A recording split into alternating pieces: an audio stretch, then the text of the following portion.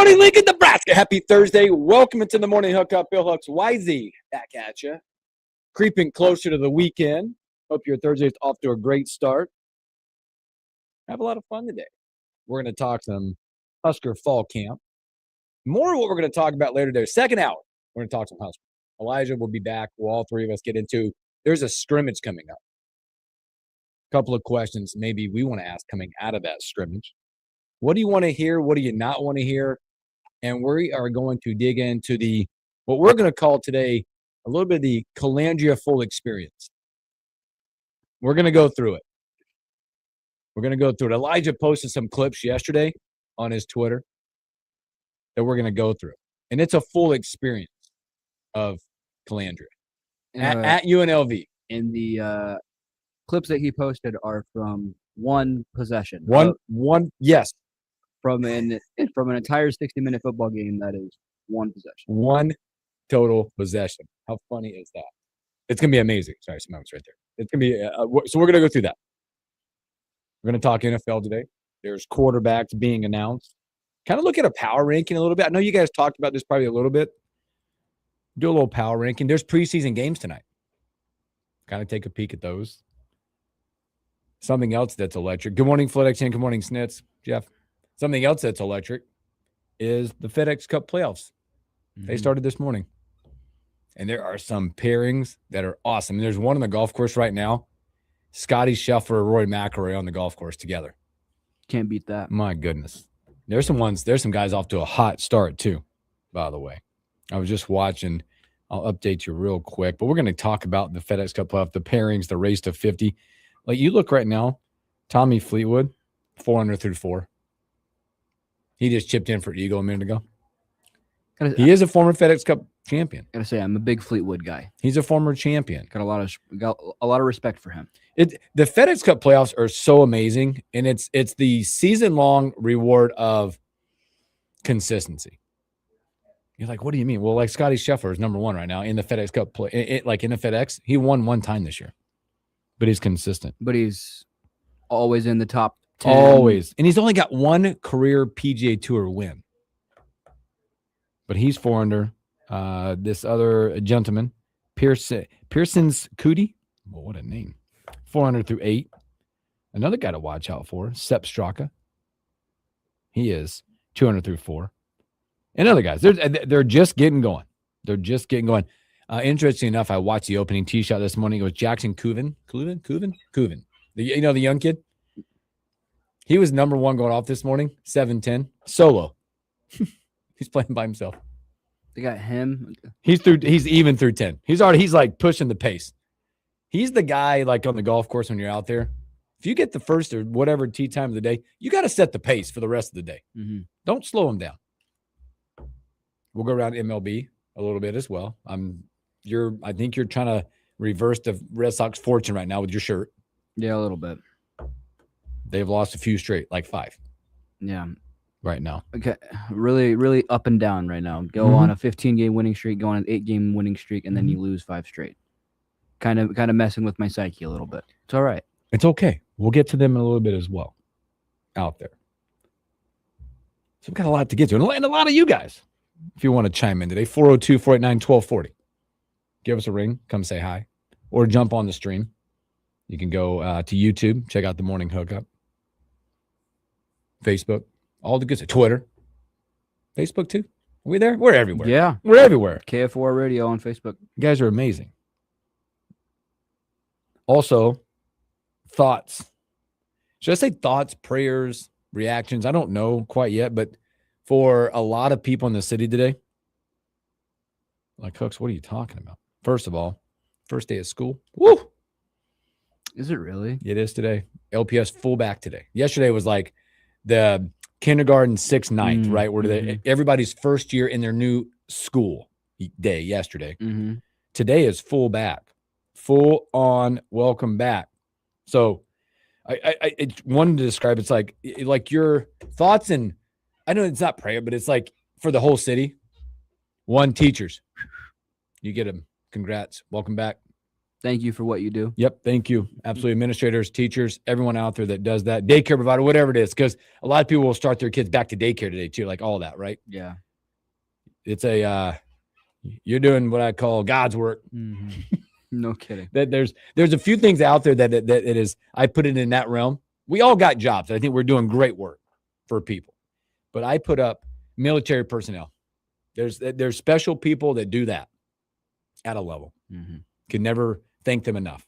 Teachers, I put you right there. Administrators, daycare providers, whoo, you're good. You take care and help mold and shape the lives of other people's kids. I still got teachers that I can look back today and say were a lasting impact on my life. Oh, absolutely. Coaches, teachers, all of them. Yep. I still today talk to or communicate with coaches, teachers back home in North Carolina. Yeah. Still to this day. So thinking about you guys today, welcome back to school, people. Also, cheat, drop-off line. Oh, boy, hope everybody's keeping their cool. It's day one, so relax of drop-off, okay, and pickup later today. Also, for the entire community that had to navigate traffic this morning to get, because it's different from the summertime. I'm personally speaking, right? All of us, for me getting to this studio from my house during the summer, way different than what I encountered today. I've got to flip my mojo. I got to flip my times. Mm-hmm. Now, for us, we go back next week, so you'll add more elements to school for the rest of the city. I'm the one that navigates my youngest to school, so I got to change my routine. Mm-hmm. This, that.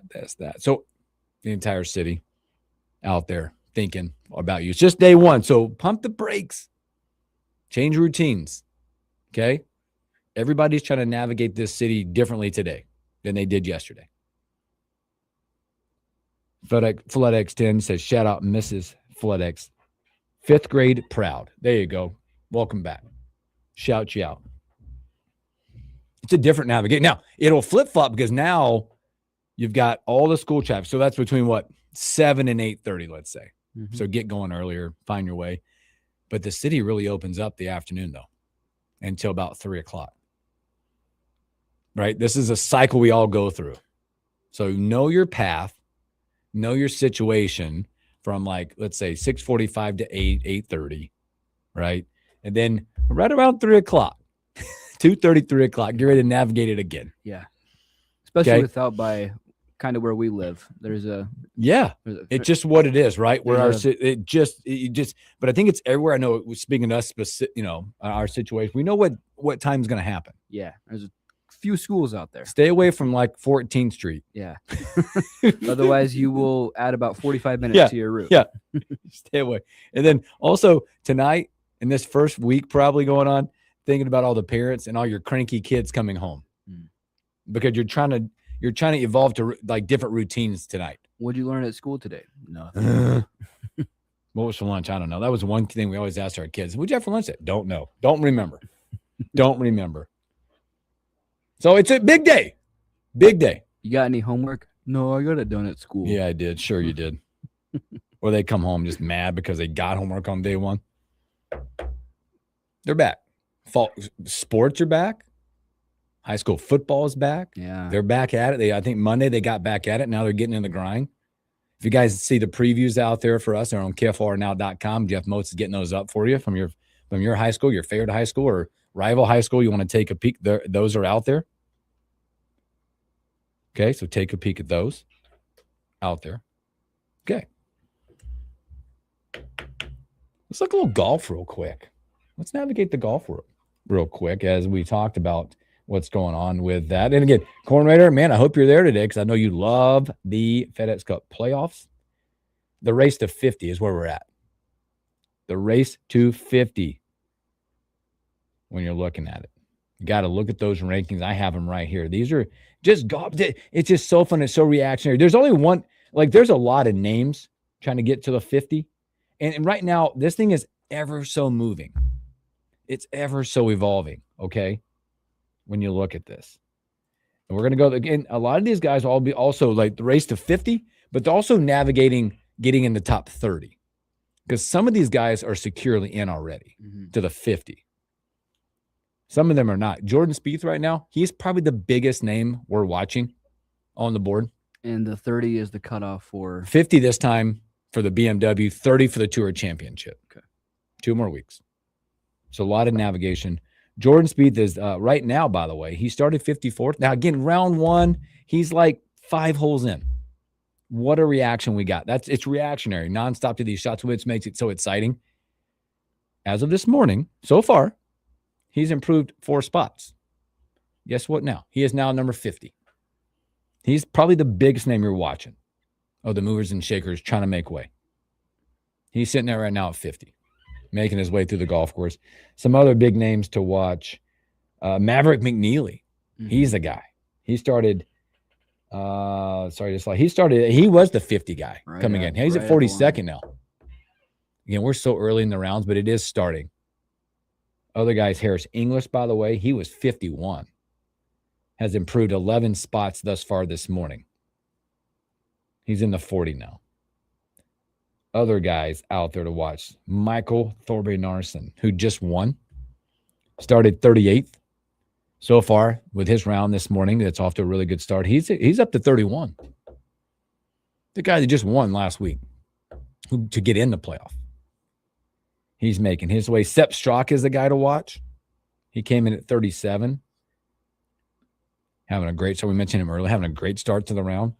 He's 8 spots. He just got into the top 30. Long way to go, though, in golf. There's just a lot out there. And there's some really good pairings that got off this morning. Really good. Jackson Clue. Where did Cluven go? Cluven was one of those that was kind of sitting. He's got an uphill battle from where he started. Like some of these guys, it's hard to believe that they would. Some of these guys can be really tough to get to where they're going.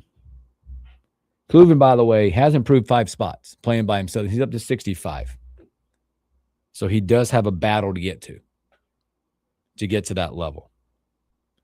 Okay. There's a lot of excitement in this with these pairings, with where they're going. Guys also to watch Shane Lowry. Sorry, I seem so excited about it. I am. Yeah, this is awesome. It's made for TV. They own the weekend. Dude's playing for their livelihoods. Yes. Are there any in golf? Do you become like a fan of individual golfers, or do you kind of just enjoy watching the competition of it all between everybody? Both. I become a fan. The biggest thing I become a fan of is the stories. Livelihoods being changed. Those stories. Those really get me excited. Like first-time winners, like these guys. Thorbjornsen, is that how you say it? I know. Thor. I mean, I don't know. I just whatever. I just think of Thor. I think you could give me 1,000 tries on that name, and I wouldn't get it. That story, like man, he has a chance. He wins, and now he's up to what I say he's up to, 31. Look, man, that guy's got a chance to play himself into the BMW, make a ton of money, and then get into the championship. Come on, Michael Brennan. What a story. He's the 50 guy now. By the way. This is how reactionary this thing is, which makes it so fun. Remember we said Jordan Spieth was at 50? He's at 51 now, based on something that somebody else did. or something that he did. You know?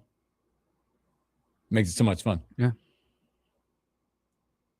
Moving and shaking constantly. It's amazing. So I become fans of both at this level, but I really like the stories that are being told in this. You know, just the stories that are being told within this stuff. So there's a lot of stuff to get to and watch in the golf world. So take the time, man. It's something. And again, we're bridging that gap, right? Trying to get to football. Bridging the gap. So enjoy it. So, all right, let's take our first break. We'll continue to talk golf as well. But when we take our first break, we'll come back, talk a little NFL when we return.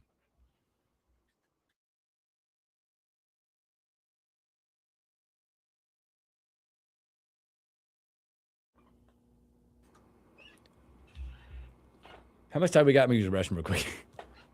Yeah, you're good. Like 2.5 minutes. Okay. If I'm not back, I'll be back.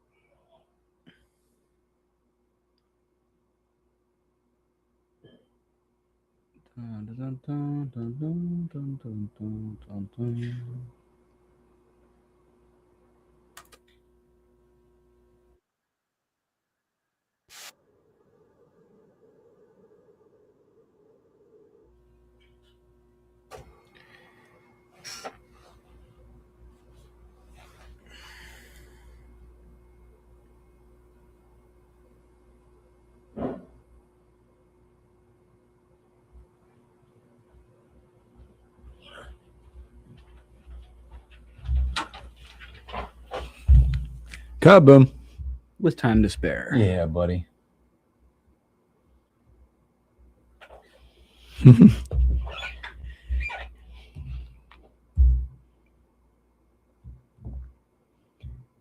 NFL.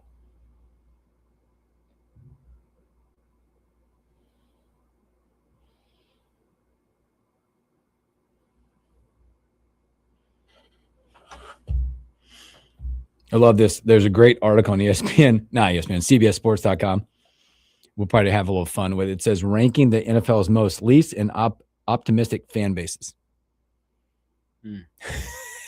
Like that, don't it? We're gonna go there. It's like who rates the least? Like I think we can guess that. Yeah, pretty easily, right?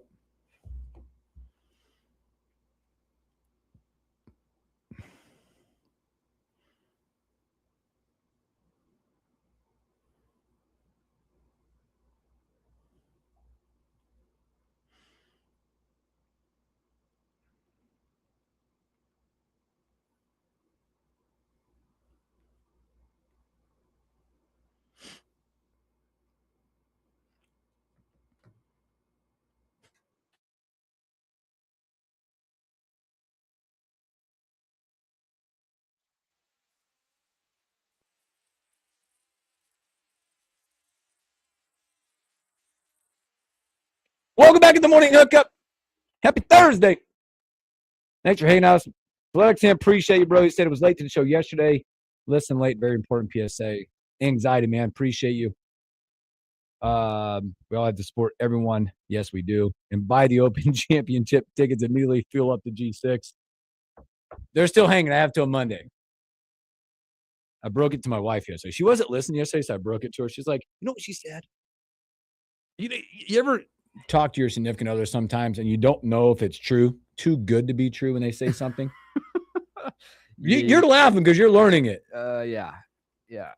She said, no, I don't really have an interest, but you should take Ty. Whoa. I'm like, wait a minute. So you're telling me that you're saying go to the Open Championship with your middle kid? I didn't know how to react. I don't know. That feels like... Now, we were drinking. We had a few glasses of wine last night. Well, not a few glasses. We were at this little event. Sure. I'm like, I don't know what part of you are talking right now. And we're with our best friends, too. So I don't know. That feels like one of the few times where I was like, there's some really good college football on this weekend. I would really like to just sit down and watch football. Yeah, of course. That's I'll leave fine. You alone. I was like, whoa. Yeah, you're like, what? That wasn't the reaction I was expecting. I'm not complaining, but all right, here we go. I went full on, then I went full on mode of in my head. I didn't say anything. I'm like, man, this is a lot of arrangement to do. It's a lot of planning. Yeah. We're not just, if we did it, I don't know what the case, but this isn't hey, we're just going to go out to to the Masters. Sure. We'll get you get a plane from here to you book airfare from here to Atlanta, and then drive in. Right, that's easy. Like you're talking about. Like, wait a minute, go across the pond. Where do we stay? All that. So I don't know. She is the chicken queen for a reason. There's no doubt about that. Appreciate you guys. So, boy, NFL. How about this? We're getting quarterbacks being named right now. One out of Minnesota. Surprised, maybe not surprised. Kyler Murray taking over there in Minnesota. We got games tonight, right? Tonight, preseason week 1. There's a bunch of them. How about today? Are we on today? Yeah. Yeah. Holy Christmas. We had 6 games. Oh, yeah. Let's go.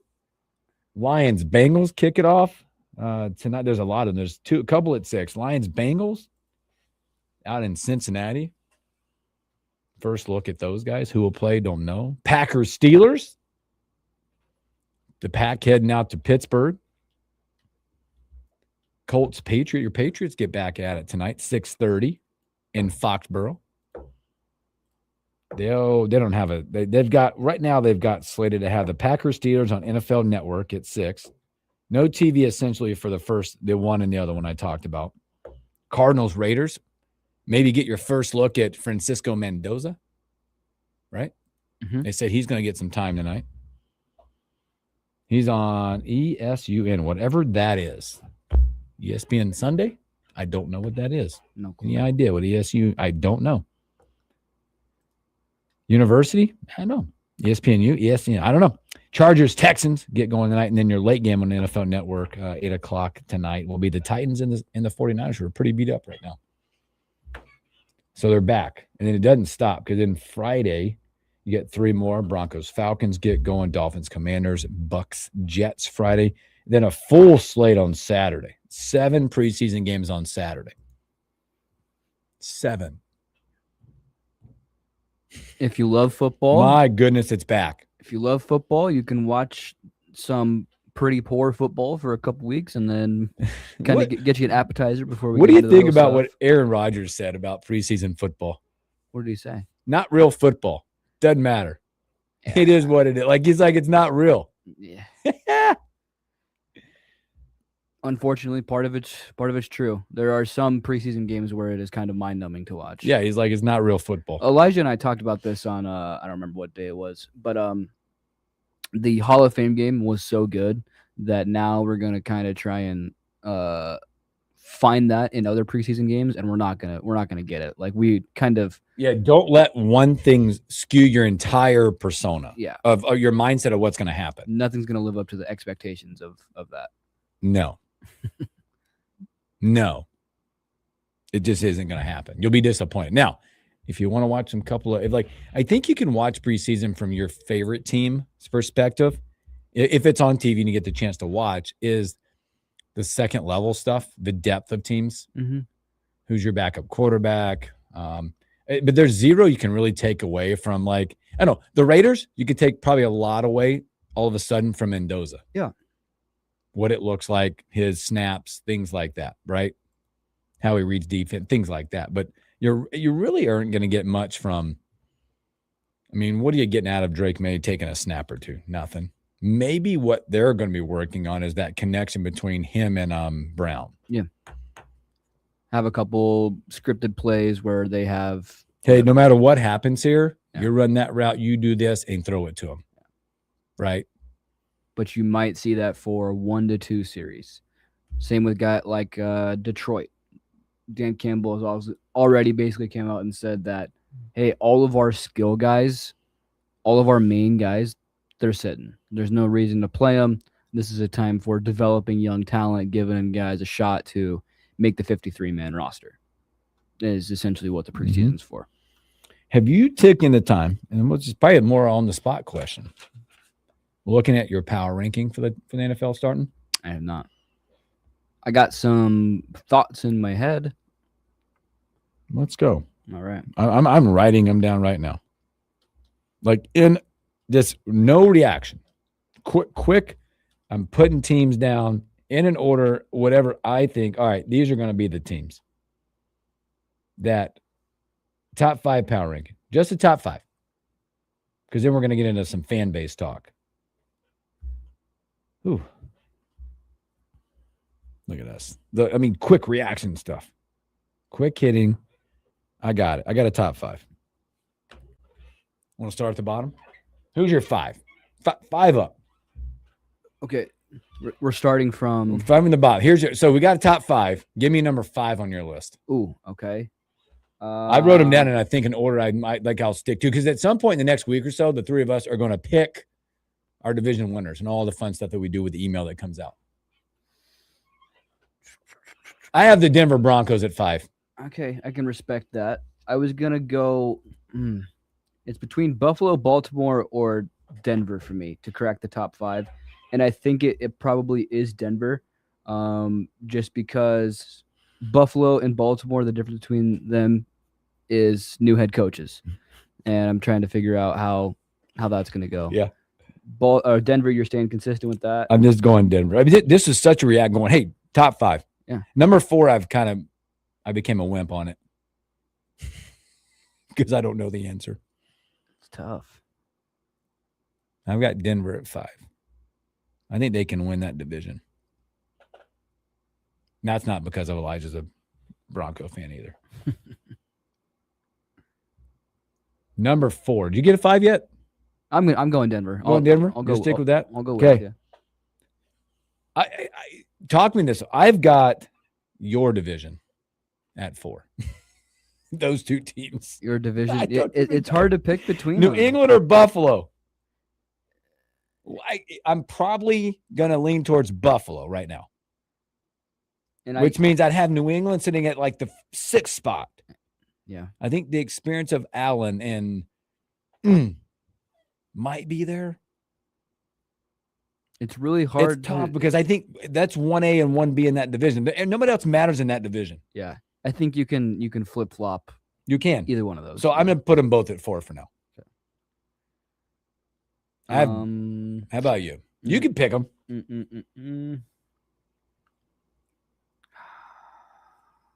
Yeah, I'll do it. I'll put my Patriots. I like it. Number 3. I put Baltimore at 3. Okay. Baltimore's a very well-rounded football club team. I feel like I'm watching Ted Lasso again, so it's a lot of football club. I feel like there's a team that I'm missing for some reason, but no, I'm not. As I'm looking at this, not Green Bay. I hate to just like agree with you and go with the chalk, but I think that kind of rounds out your top 5. Like there's 3. Yeah. There. I got 1 and 2. And I think they're interchangeable, but I'm going to be a hot take probably. Seattle and LA. Yeah. But I got the Rams 2 and Seahawks 1. Wow. They're the best coach team out there. I can get. They still got the parts. Mm-hmm. Why are we discounting them? Because again, I'm not the hot take, not the hot take. The thing right now is Rams going to win the whole thing running away. Why are they forgetting about the Seahawks? Why are they forgetting about the Seahawks? Can't disagree with you. Like, what did they lose? Am I missing something that just went away? Or is it still like we don't believe in Darnold back there? Yeah, and I think they got better at running back by subtraction. Right? Yeah. I mean, there were a lot of times last year where Kenneth Walker didn't play or Kenneth Walker wasn't the main guy in that offense. Mm-hmm. So I think they'll be just fine with that. And they bring in a really good rookie in Jadarian Price too. So yeah. What am I missing? Like, I get the odds. I get the reigning MVP, Adams, Williams at running back. Aaron Donald might be coming back defensively, but I got Rams 2, Seahawks 1. I respect also, it. By the way, I think, why do you lose the 1 spot year to year? You're a champ. It's valid. Right? Now, honorable mention teams. Flat goes Rams, Hawks, Broncos, Buffalo, Dallas. is a surprising team. Ooh. Honorable mention, Pats, and mention the Bengals. I wrote down 4 honorable mentions. I mean, 3. 3, I think, can make some noise based on maybe some moves they made.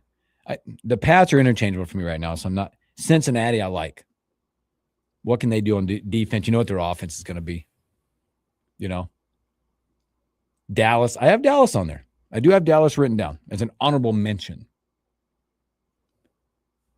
I also don't want to discount Houston. Too good of a defense. That's kind of throw it out there. That's my, if you want to throw a flyer at it, Houston. Revamped offensive line. Can they protect Stroud? Can he return back to who he was a few years ago? Brought in David Montgomery. Could be a big piece in that offense. I always love Cincinnati and their high flying offense. Yes. The only thing you're kind of betting on or gambling on with the Bengals is offensive line play and defense. Burrow has found himself getting hurt the last couple of years because of his offensive line. So you're kind of throwing a risk there. If the Bengals can stay healthy, that team's going to be a 10-win team. Yes. 10 or 11-win team. I think a team that made big strides last year, and I don't really see any regression or them slowing down. Got a great young quarterback, electric offense, great head coach, the Bears. I love Caleb Williams. I think he's a really good quarterback. I think he's electric. I think their defense was hurt for like the entirety of last year. They get a lot of guys back, a lot of guys healthy. I think the Bears are going to be. I'll put them as my honorable mention. I don't mind them. It's just you look at them; they could arguably be in the toughest division in all of in football. Close. I mean, you got a couple that are really juggernaut divisions when you look at those divisions. I mean, you can throw because I think a lot of them are 1 and 2 team races, right? Look at the East: Buffalo, New England. I think you can go. You can stop there. I think Baltimore, Cincinnati, you can stop there. Houston, Indy, Jacksonville, maybe. Don't know. Denver, Kansas City, the Chargers. That'd be a rank up there. The North, Chicago, Denver, Green Bay. Whew. And then you look at the West.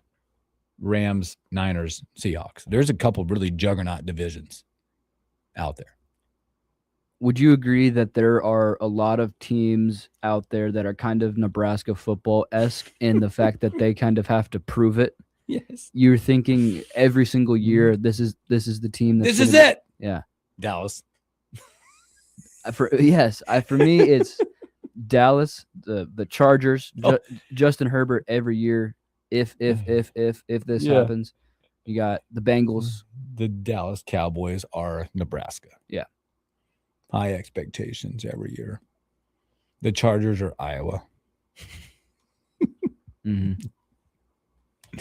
Now, I think the Chargers, I'd be interested to watch the Chargers this year if the addition of Eurosi McDaniel makes a massive difference in that one. So there's a lot going on. Like I said, CBS Sports has an article that's really funny about the fan bases. Like when you look at fan bases, the optimism of fan bases. It probably not surprising when you look at some of these rankings. Like, look at the bottom. If you had to say what fan base is the most unoptimistic fan base out there, I think it's an easy one, right? I think the Jets. Yeah. The Jets. 14 losing seasons straight. 15 consecutive non-playoff seasons. My goodness. Is Geno Smith going to lead them back to the promised land? Oh, baby. I think 31 is just as easy. Cleveland has only made the playoffs twice since returning to the NFL in 1999. Whoa.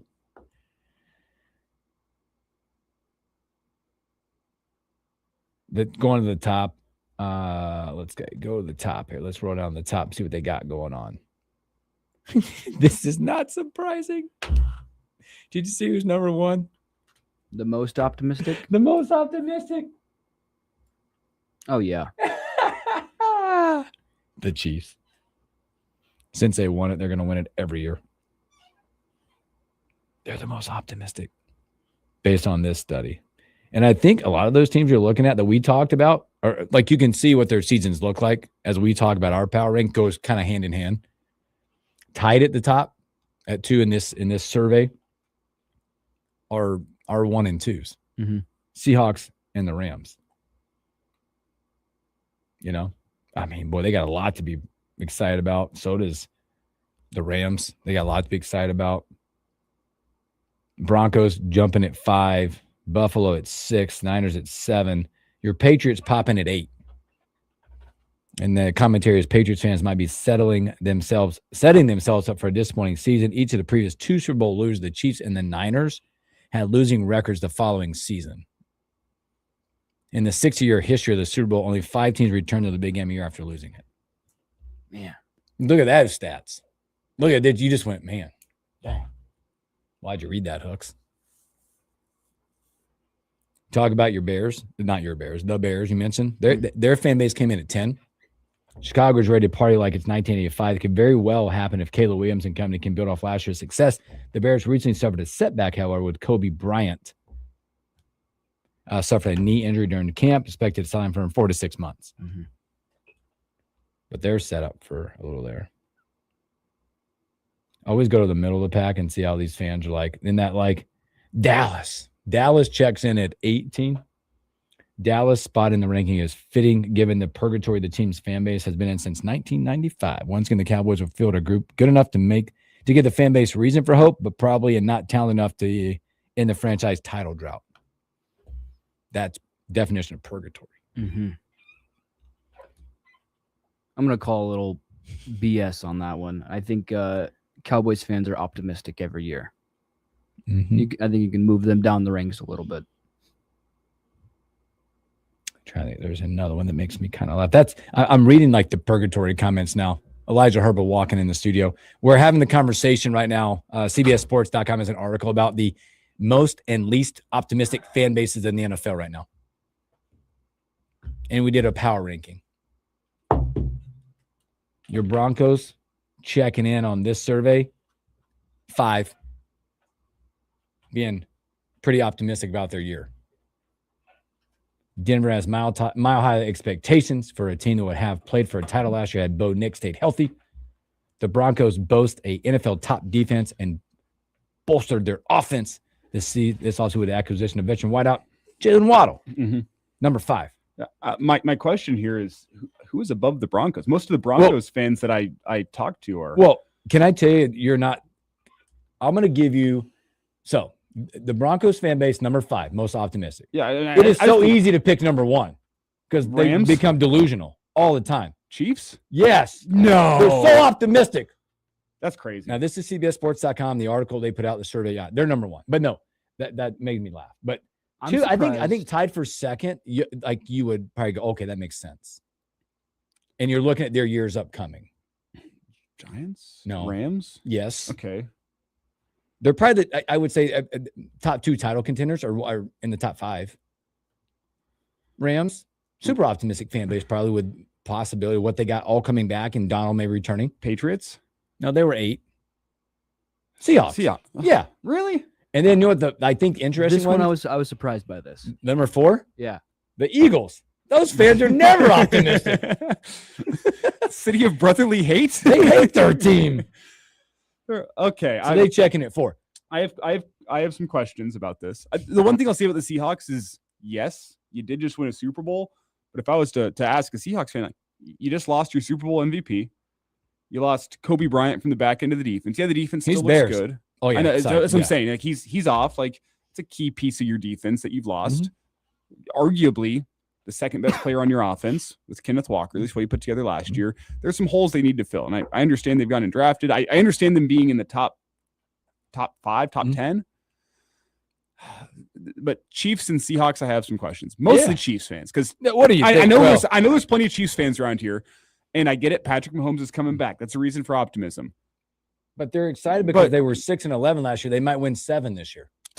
I need Chiefs fans to tell me, who is your number one receiving threat going to be this year? They don't list any of that in their commentary. That's what I'm saying. This is what I'm asking Chiefs fans. Who is going to be your number one threat? How is your secondary after it's been essentially gutted over the last 18 months? How is it going to be this year? Does Chris Jones have anything left in the tank? He didn't look like himself last year. Yeah, you bring in Kenneth Walker. Is the offensive line going to be a top 10 unit in the NFL this year? Can they make the leap? And I know they're a little younger there, and you have Creed Humphrey, but I have a lot of questions about the Chiefs roster. I can understand them being more optimistic than pessimistic. I am very surprised to hear them being the number one most optimistic fan base in the NFL because I got questions. There's no way we can go 6-11 again. So are they optimistic because of how last season went? That's what it can't be that bad. I mean, it's Nebraska football. We said we related this one. So I went to the purgatory part of this page. Dallas checks in at 18. I think they should be more optimistic than that. No, they're not. It says Dallas is sporting spot in the ranking is fitting given the purgatory the team's fan base has been in since 1995. Once again, the Cowboys will field a group good enough to have the fan base give the fan base reason for hope, but probably not talented enough to win it. That's fair, but so they're sending purgatory. So that's more a result of how the last 15 years has gone for the Cowboys, I guess, because they went and added to their secondary. They got Caleb Downs. I think that's a good draft pick for him. Great pick. You have arguably the best wide receiver duo in the NFL with CeeDee Lamb and George Pickens based on how they played last year. And hey, Dak Prescott's never had an issue slinging the football around. Yeah. That's a gunslinger right there. Like, are they Super Bowl good? No, I don't think so. But I think from what I saw last year, things went better than I expected after they dealt Micah Parsons away, and they've gone and kind of changed up how they're going to play defensively. Like, I don't hate the Cowboys roster. Nope, I think they're there. So, hey, let's do this because I'm going to give you time to think. I put YZ on the spot. I'm going to give you time to think. Okay, we're going to take a break. We've got a little bit of time when we come back. We gave on the spot our top 5 power ranking in NFL. Okay, and then a couple honorable mentions. Yep. When we come back, we'll do This Day in Sports and Elijah's power ranking and honorable mention in the NFL. Yep.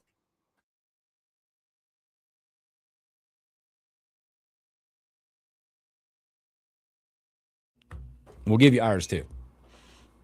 Okay. No. Shane said, do you guys see the throwback uniforms, Seahawks versus Broncos on Thursday, October 15th, Royal Blue versus Orange Crush? I will be there. I can't freaking wait. Ooh, that's sweet. Athletic fan said, Ty is unable to speak, but yeah, he wants to go quit being scared. Hooksy. We're the Open Championship tickets came back out. Conversation. Because I'm sitting at this little, we were with our best friends last night. Your deadline's tomorrow, is it today? It's Monday. I saw Monday, it. okay. So we're sitting at this, played golf yesterday. Then I met my wife and best friends for this little wine tasting event, which was whatever. And I broke the news because she wasn't listening yesterday, which was disappointing in itself, but that's fine. She's the best. Because I wanted to break it that way, not at the table. But so I'm like, hey, look what happened, blah, blah. And you'll hopefully experience this sometime. We've experienced it when your significant other or spouse goes and says things. You'll hopefully experience this someday. I hope you do. No, I want you to do that. Vote of confidence, Huxley. It's not you will experience this someday. It's hopefully, man. I was trying to navigate that. But there's gonna be a time in life when you do get to experience it. Thanks for the confidence. Okay, soon. When they say something that you think you're being trapped on. Because I do have 2 adult, 2 kid tickets, right, for this event. She goes, man, I'm not real that interested, but you should take Ty with you and go. I paused because I'm like, ugh, what are we doing here? What are you setting me up? Like, what's going on here? She's like, yeah, you should just book it and just take you and Ty should just go. Because he's a big time golfer and blah, blah. And I'm like, oh, boy, what am I supposed to say? I just looked at my best friend. I'm like, he's like, I'm like, and then he says the right thing. I'm like, hey, you should go with me, you and me, and we'll take both my boys. He's like, I will. Looked at his wife and goes, I can't go without her. I had a name for him when I got done with him. So there you go. So was it? What were you walking into a trap? I don't know yet because see, here's the deal: you never respond or react too quickly with possibly being under the influence of alcohol. 100%. I didn't seem too excited or too like I wasn't too high, too low, too low. It wasn't like, oh, you don't want to go? Let's go. Boom! That's Boys what trip. I wanted. Boys trip. Going for 10 days. Leave the old ball and chain at home. See ya. I didn't jump around on the patio and start high-fiving the entire group.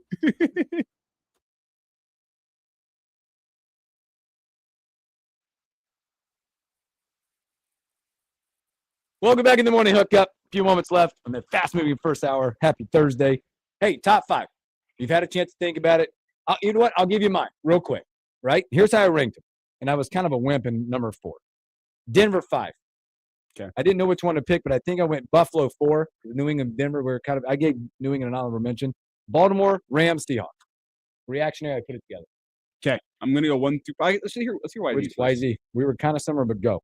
I think I did Denver 5, New England 4. Who did I put at 3? Did you go Baltimore? I think you went Baltimore, and then I think you flipped maybe Rams, Seahawks. Baltimore, Seattle, LA. In my honorable mentions, I went Cincinnati, Dallas, Houston. I think Houston, if they've done some really good moves. Okay, Elijah's power rankings. I will go Rams number 1. Okay. I will go Seahawks number 2. I will go Broncos 3, Patriots 4, and I'm high on them. Give me the Bengals at 5. Joe Burrow's back. They made some additions on their defense. Secondary is still a question mark, but they can go outscore a whole bunch of teams this year. Honorable mention. Give me the honestly, the Kobe Bryant changes some things because I thought the Bears would be a nice honorable mention, but I do have some questions with their secondary. They generated a lot of turnovers last year, and that's usually not sustainable year after year. So give me the Chiefs because they still got Mahomes. The Chargers, Chiefs, Chargers, honorable mention. And then I'll go Eagles. Okay. Why did you remember yours? I'm writing them down because this will be another email that we get to send to each other. Honorable mentions? Yep. I know I did say the Bears. Can I throw the Cowboys in there? You can. I think that's really all that I Okay, that's good. That I got, man. A couple out there. Just a fun exercise when you start looking at the and I think some of what we're doing is we were laughing because you can relate some of what the power ranking is to the optimism article. There's a good relationship right there. 6 preseason games today. There are 3 tomorrow and 7 on Saturday. So if you're looking for some football, you want to get that feeling of football, they're going to display it for you. I think a couple today. I think most of them are on ESPN. No, sorry, NFL Network. Yep. We couldn't figure out that. What is ESUN? Is that the Cardinals Raiders are on ESUN? That's what I just said whatever it means. Because Friday, tomorrow at 6, your Broncos and Falcons are on ESUN. That's supposed to say ESPN? Maybe. Like, do you see it? Do you see it on sports? You know what? Let me look on the actual ESPN. Well, all I know, I think Cardinals Raiders is actually one of the most intriguing preseason matchups tonight because of Mendoza and Carson Beck. We'll see how long Cam Ward gets to play for the Titans and what type of walking wounded roster the Niners have. Other than that, Chargers and Texans, and maybe you'll get an idea of the Chargers offense. NFL, and when I'm looking at ESPN, said where to watch. ESPN Unlimited. Is that ESPN 3? What is ESPN Unlimited? That's what they're saying on this. I'm clicking. I think it's like ESPN. Wait, it's a comprehensive streaming plan that works alongside ESPN Plus content. So it's like ESPN Plus, but there's additional money you have to pay for. Okay, so you're not watching it. Neither am I. So ESPN Unlimited gives you ESPN plus all of the networks live. So that's what you have to have. So there you go. Coming up, I won't be watching, I guess. Coming up. We're gonna get into Husker fall camp. Got a lot of questions. The Calandria full experience, MLB, and a whole lot more. Sit back, relax. We'll be right back.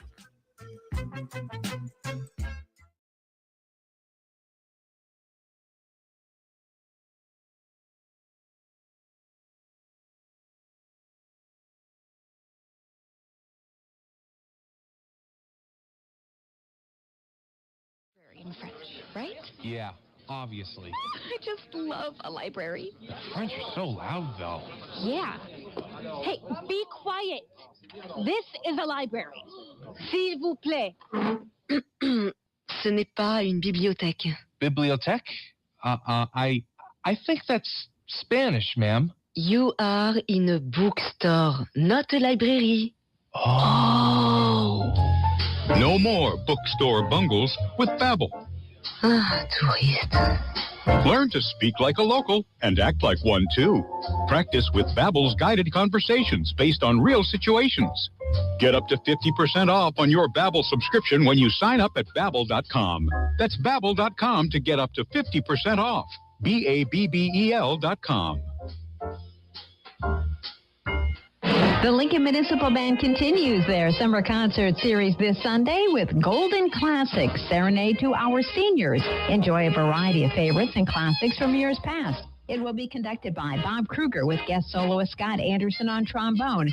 Come early and bring a picnic and enjoy fun, family-friendly music. The concerts are held at the John Shieldneck Memorial Bandshell in Antelope Park, start at 7 and are free. The Lincoln Municipal Band Summer Concert Series with KFOR. KFOR invites you to join Legacy Retirement's John Kopetsky and his special guests Saturday mornings for the Aging Adventure. Brought to you by Legacy Retirement Communities. Lifestyle and health topics plus fascinating people. The Aging Adventure, 8 a.m. Saturdays on KFOR. Be a Savvy Senior. Listen to Savvy Seniors Radio Sunday mornings at 9:30 here on KFOR, presented by the Nebraska Real Estate Specialty Group of Nebraska Realty. Savvy Senior Radio. Join us every Tuesday at Venue Restaurant and Lounge for our prime rib special. Available in a 12-ounce queen cut or 16-ounce king cut. Served with your choice of 2 sides and our house-made au jus and horseradish sauce. Complete your meal with our add-on sautéed mushrooms or caramelized onions. Make your reservation today for Prime Rib Tuesdays at Venue Restaurant and Lounge.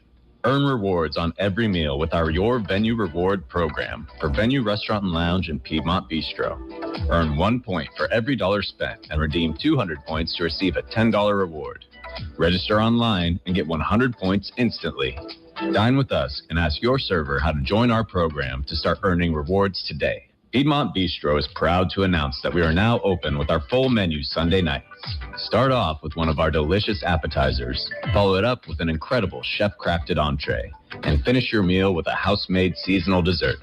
Make your reservation today for Sunday nights at Piedmont Bistro. This is the story of the one who keeps multiple buildings running smoothly day after day. Plumbing that flows, HVAC that hums, cleaning supplies that keep surfaces sparkling. That's why she counts on Grainger. With easy reordering online and 24/7 support, Grainger helps her keep the products she needs on hand. So shelves stay stocked and buildings stay ready. Call 1-800-GRAINGER, click Grainger.com, or just stop by. Grainger, for the ones who get it done. Transform your home in one weekend and save big money at Menards. Protect and enjoy your outdoor living space with Thompson's semi-transparent wood sealer. It maintains wood's natural color and provides durable, year-round protection from water and sun damage in just one coat. Save big money on Thompson's water seal products. Our knowledgeable team is ready to help bring your dreams to life 1 gallon at a time. Stop by your local Menards today.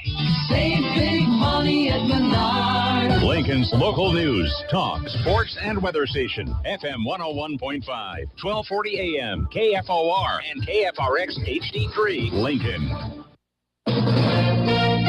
From ABC News, I'm Sherry Preston. A state of emergency has been declared in Indiana after they got more rain than the state can handle. In a town between Indianapolis and Dayton, ABC Chief Meteorologist Ginger Z says police had to use boats to get people out of their homes. Dozens of people rescued in Cambridge City. Drone video shows the entire town underwater. Homes surrounded, rescue boats navigating the streets, vehicles barely visible. Michelle Wilson rushing to her Cambridge City home when she heard it was filled with water.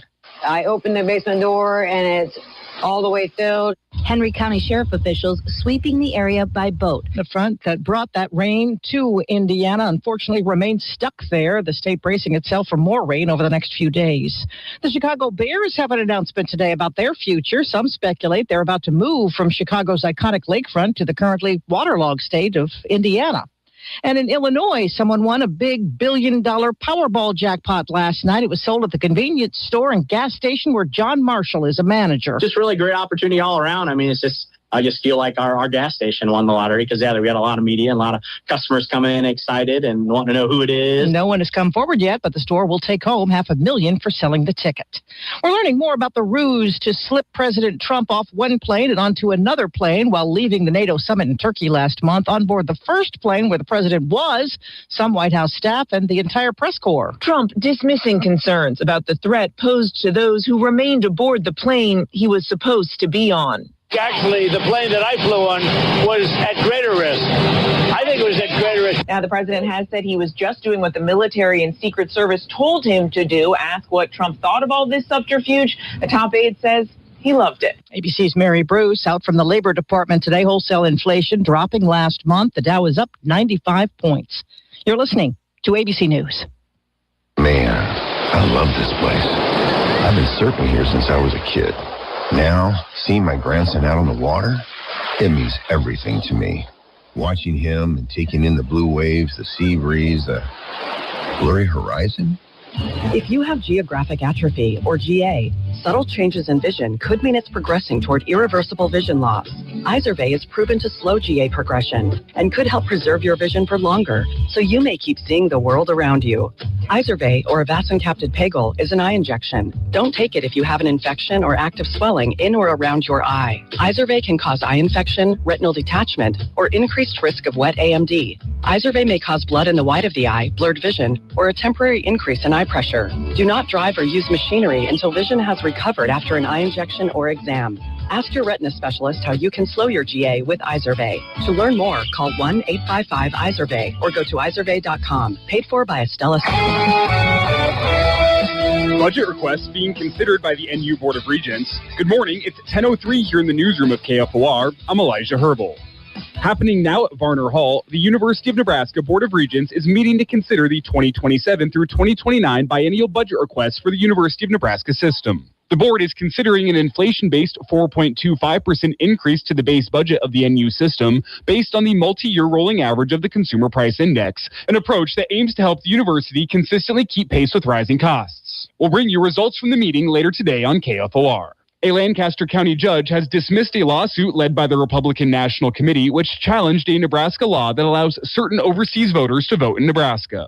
The law allows U.S. citizens who have never resided in Nebraska but have a parent registered to vote in one Nebraska county to register to vote themselves. The lawsuit argued that law violated the state constitution, but Lancaster County District Judge Ryan Post ruled Wednesday that circumstances did exist, giving the example of families of missionaries, which allowed certain people to maintain their domicile in Nebraska while living elsewhere. The Lancaster County Sheriff's Office has released the results of its Speed Catches Up With You traffic enforcement detail. The effort, which ran from July 27th through August 8th, was focused on speeding in high traffic areas of the county. 151 citations were issued in total, and one person was arrested on an outstanding warrant. The detail was made possible through a grant by the Nebraska Department of Transportation's Highway Safety Office. In sports, Carpetland of Lincoln East will begin pool play at the American Legion World Series in Shelby, North Carolina today, taking on Fairfield, California at noon Lincoln time. Carpetland enters the World Series with a record of 51-6 after winning the Area 6 title, the Nebraska Class A State Championship, and the Central Plains Regional title. We should be clear of rain chances the rest of the morning here in the capital city. This afternoon, we'll have a high of 92 degrees with mostly sunny skies. For KFOR News, this is Elijah Herbal. Finding great candidates to hire can be like, well, trying to find a needle in a haystack. Sure, you can post your job to some job board, but then all you can do is hope the right person comes along, which is why you should try ZipRecruiter for free at ZipRecruiter.com/radio. ZipRecruiter doesn't depend on candidates finding you. It finds them for you. Its powerful technology identifies people with the right experience and actively invites them to apply to your job. You get qualified candidates fast. So while other companies might see a lot of hay, ZipRecruiter finds you what you're looking for. The needle in the haystack. See why 4 out of 5 employers who post a job in ZipRecruiter get a quality candidate within the first day. ZipRecruiter, the smartest way to hire. And right now, you can try ZipRecruiter for free. That's right, free at ZipRecruiter.com/radio. That's ZipRecruiter.com/radio. ZipRecruiter. This is the Morning Hookup on KFOR.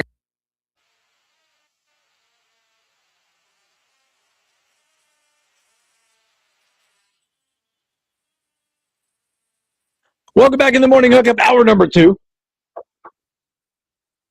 Happy Thursday. Thanks for hanging out with us. Boy, thank you guys for chiming in as well. Bloodexton said, good call on Houston. Houston, I think, is one of those outlier NFL teams to watch. We're a division that could be. Can they keep C.J. Stroud upright? That's the question I asked. Newly ramped offensive line.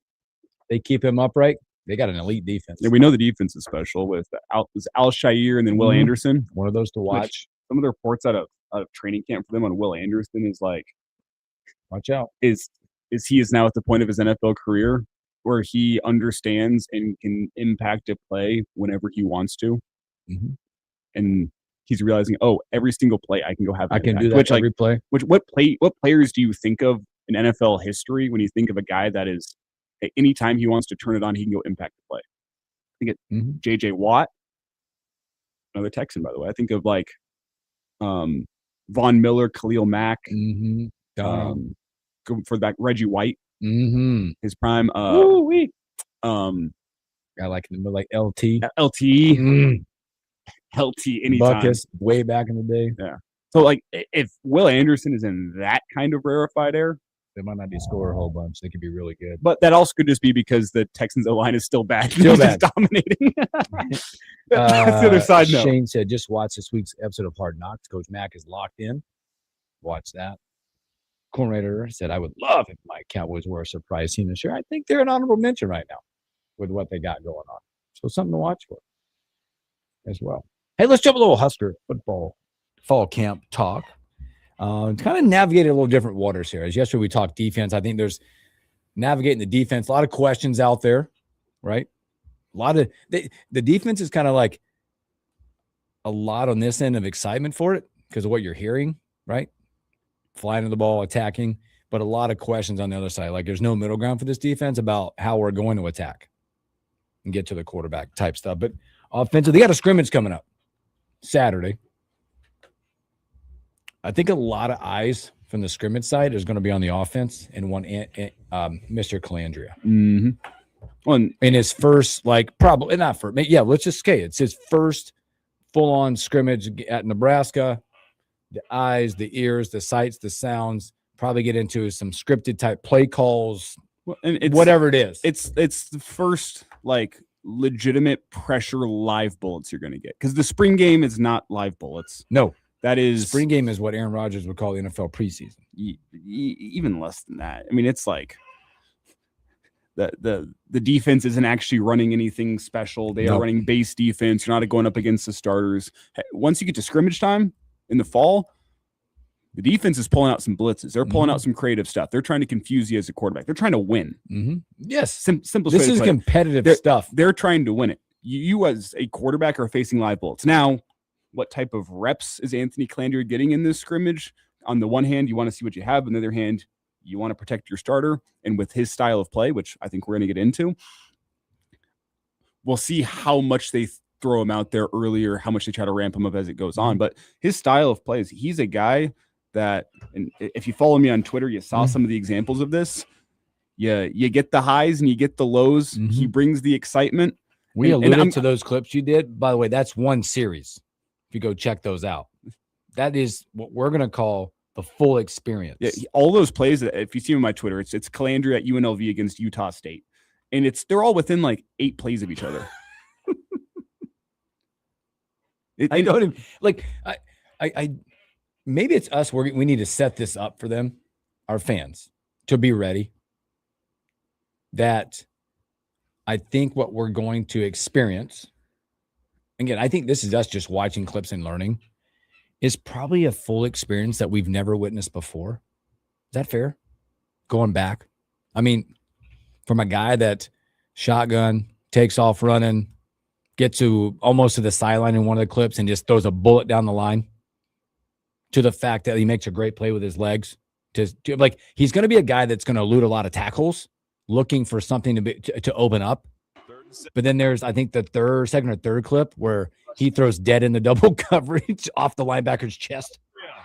type experience, you're going to really – there's no to me, watching Calandria clips, there's the high and the low.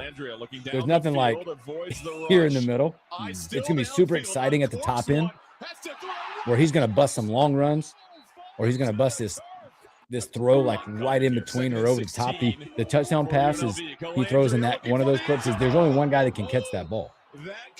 Or the low side is you're going to see him maybe scrambling to the right, going all the way back across to the left type place.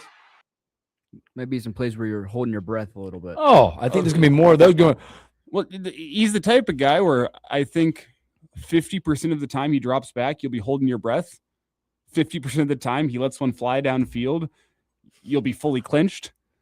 And about 10, 15% of the time, when the play is done, you'll be screaming at your TV, what the hell was that? Mm-hmm. But then there's also going to be that 50% of the time where you go, holy cow, that guy just did something that we haven't seen in a long time. How did he do that on a field at Nebraska? Yes. But I also want to think like what we're talking about your QB1. Also, I think the importance of Dana in this mix. Well, and I'm one of the things to me, it's Dana, and I think Dana's a huge key in this as you gear him up for the season. But can Calandria show the maturity to know when to take your chances? Mm-hmm. Yeah. Hey, there is a time to bring some excitement and roll out of the pocket and throw across your body and try to fit it into a tight window. That time is not in the second quarter whenever you're up by a touchdown. Yep. And you're trying to go get one more score on the board before halftime because now you've thrown a pick and you've set the team up and they tie the game heading into halftime. And it feels completely different. There's times to take your chances. And that's what I want to see, the relationship between Dana and Calandria. Does he understand? Because you could have Virginia Calandria, which was him trying to play with some swagger and some juice at all times. I think he reined it in a little bit at UNLV. He knew his time to take some chances. He knew his time to try to fit it into coverage. He knew his time to just take his medicine and throw it away, or hey, just try to go scramble, get 4 or 5 yards. This will be a full experience. Get ready. But you have to live with the lows in order to get the highs with Calandria.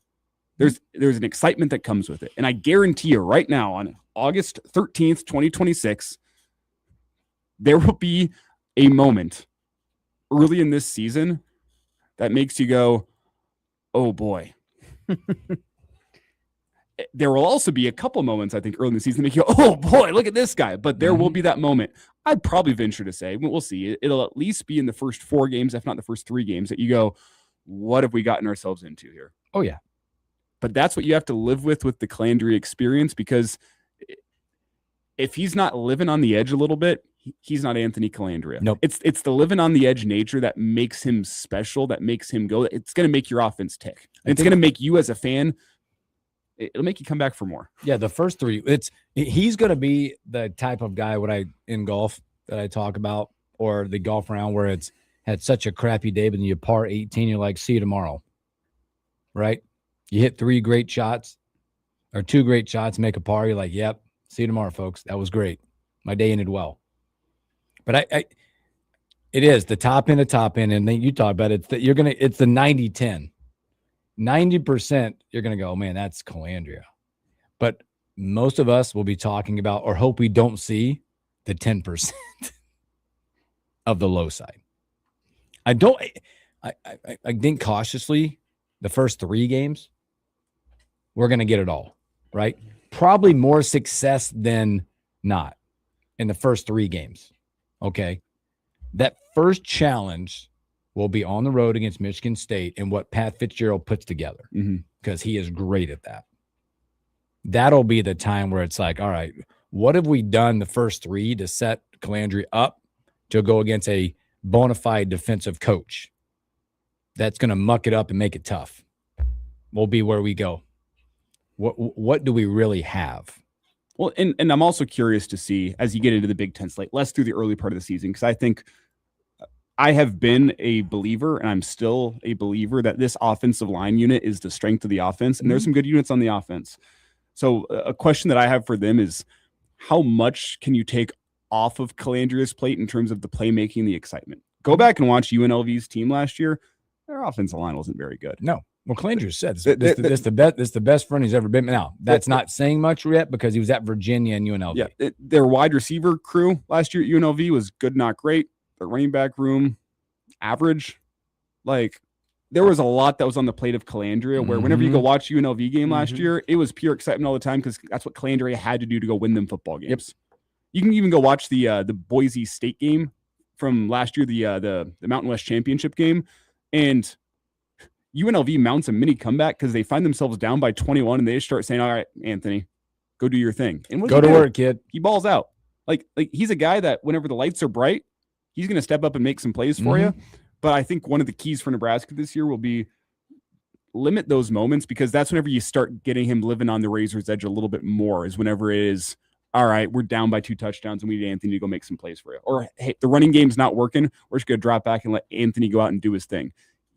You're going to need that at times this year, but you want to minimize it. Do you guys see like a little bit of Taylor Martinez in him? Like, that's kind of the style of play you can kind of make a little bit from him. Like, and I also can't help but watch and see Johnny Manziel. Yep, like there it is. That's the guy that he talked about in one of the interviews that he did. It was a Manziel, Baker Mayfield, Matthew Stafford combination. This first clip that you uploaded, he takes a snap at the 27, gets himself into pressure by rolling to the right. By the way, does that first clip show you how bad his offensive line was? Yeah. Some people say, like, look at him avoid the blitz. That's not a blitz. No, they dropped out of that. That was a 4-man rush that was about yikes. Well, second and a half. He runs into 2 rushers and then completely does like a full loop 360 and runs back to like the 15-yard line, and then is rolling to the left and finds an open receiver. The only thing he didn't do that would make it Manziel-esque is kind of fumble the ball around inside the pocket and catch it and turn around and fire a touchdown pass through the middle of the field like Manziel did against Bama. I can and again, just going back as you're looking for that, again, you can draw some comparisons. He wasn't UNLV last year, and again, a lot of us will go, well, who are they playing last year? 66% completion rate at UNLV, almost 3,500 yards, 23 touchdowns, 9 interceptions. Also, their second leading rusher, by the way.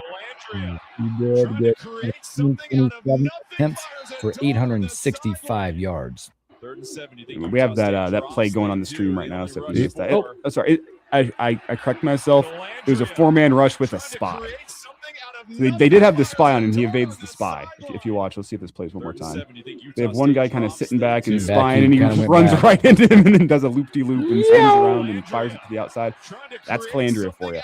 I compare him to show that other one you see. It's like, well, the other experience. So you get that. Like, you're gonna love the feet of this guy. Yeah. Then the other experiences. Here's, I want to make sure you get the full. There's got to be a lot of Husker fans out there that have like watch this PTSD of no, like quarterback turnover prone quarterbacks, and they're kind of hearing this and kind of like, oh boy. But like, this will be kind of a breath of fresh air for a lot of people. We haven't had a guy like this for a while that's going to extend plays and try and make the big one. Yeah. How I described him last night, and how I've described him is he's a lot of Manziel and a little bit of Tommy Armstrong, and I think he can maybe even mix in just a touch of Baker Mayfield in there too. And I'm like Tommy pissed you off sometimes, but but he also won a lot of games for you. And that's what Calandria, you don't win games without that guy. That's what Calandria is going to do. Like I think Tommy Armstrong was the guy that kind of ran behind his pads, physical runner, where Calandria's got that elusive make you miss that Manziel had, and that little bit of white boy swagger, you know. When I look at him though, is Manziel, he obviously had a great receiving core to throw the ball to. A lot of people forget that Manziel's throwing the ball to Mike Evans. Manziel wouldn't be Manziel without Mike Evans on that Texas A&M team. But Manziel was, though he did throw some picks, I think a little more risk averse than Calandria was at UNLV. So we'll see what the risk aversion looks like this year. But I think in terms of hey, sometimes he's just going to throw that YOLO ball up into double coverage, or sometimes he's going to try to force one into a window that he shouldn't. He's got a little Tommy Armstrong to him in that regard. And you had to live with the lows with Tommy Armstrong to take all the wins that he would give you. Those are the type of quarterbacks, I think, when you look at it, the ones you want to play for and play with, right? That they're going to try everything possible. And I think that's part of the experience from Calandria that you're going to get, is a guy that you're going to want to play for, because you know it, at some point he's going to lower the boom on a linebacker and try to get a first down. But he's also going to try to make every play possible for the success of that offense. Versus, again, draw whatever comparison to quarterback you want. I told you the other day, I turned that page. If you're here with us, you're here with us. If you're not, you're not. But I think you're going to get a guy that you can, as Coach Horberg would say about his team, be proud of. Fun to watch. Going to try to make a play. And you're going to go, you know what? That one wasn't great, but he was trying to do something. Mm-hmm. Versus, I got 3 yards. I'm going to start sliding it 2. And we're going to punt. Okay? Again, not drawing comparisons, but there's going to be a difference in what we're going to see. Yeah. And that's going back multiple quarterbacks, right? Go back. Not just talking about the guy who I'm talking about. But that's what's going to happen. Mostly him. There's reason for excitement. We'll see what it looks like once it's all on the field. That's the best way to put it. I'm curious to hear what a scrimmage looks like with him rolling up against the ones with a little bit of pressure on his shoulders. Because, again, as I said, I'll repeat myself, he's a guy, when the lights are bright, when it's winning time, you get the best out of him. But you also will get those occasional rip your hair out type moments. Yeah. Am I also in the – they got a scrimmage coming up. Sounds like, Saturday? Mm-hmm. I wrote this down. Like, what do you want to hear or not hear coming out of the scrimmage when Coach Rule talks? I don't know if I want to hear anything. Oh, I'm not sure you're going to get anything. Give me coach speak. I don't care. Well, because here's the deal. What I love about fall camp is if you come out of the scrimmage and that Nebraska defense generated 3 takeaways, what's the reaction? That's it. Turnovers. We kept jumping off sides, false starts. I don't want to hear anything. That's fine. I know we're going to hear stuff. If the offense struggles to run the football, is it, wow, look at the strides that defensive line has made? Or is it, man, this offensive line, they're just not gelling. It's not going to work. You brought in 3 new guys, and it's just not working right now. What's Jeep Wade doing? Or is it Corey Brown? Man, he's doing a great job. Yeah. Get back to me in September. Get back to me in October. Exactly. There will be some reactions come next week. Right? They go to their scrimmage on Saturday. Coach Rule to the podium probably, Monday? Mm-hmm.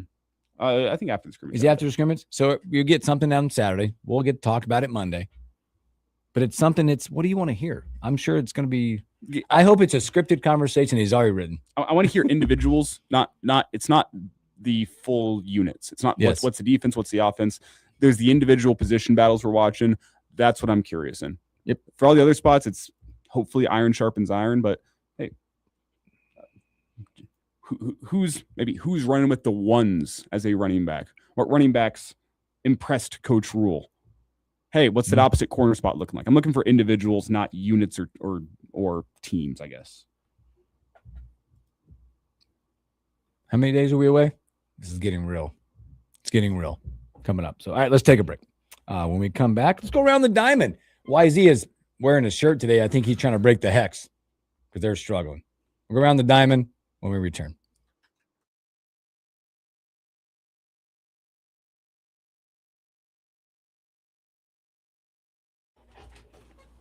Elijah, did you hear the news out of Maryland? The edge rusher out for the year. Out for the year. That's huge for them. Yikes. That's something I don't want to hear out of a scrimmage. Yeah, injuries. Corey said, Hooksy, watch AC scramble and not throwing. And who reminds you of? I mean, I think you gave a good one. Not throw. If you're talking about a guy that didn't scramble and not throw, it's Taylor Martinez. Mm-hmm. His throwing motion is still gross. Oh, man, yeah. He was shot putting that football around. You guys know what tonight is? If you're going to tell me it's Love Island night. No, it's not. That's in the summer. No. It's the return of Married at First Sight. Well, yes. New episode drops at 3:30. Actually, 3 new episodes. Oh, gosh. But no, in MLB, it's the 3rd edition of the Field of Dreams game. Oh, that's nice. Let's bring that up. Oh, Lincoln Salt Dogs producer Alex Zetterman will be there. Nice. You got field passes. Whoa. Son of a gun.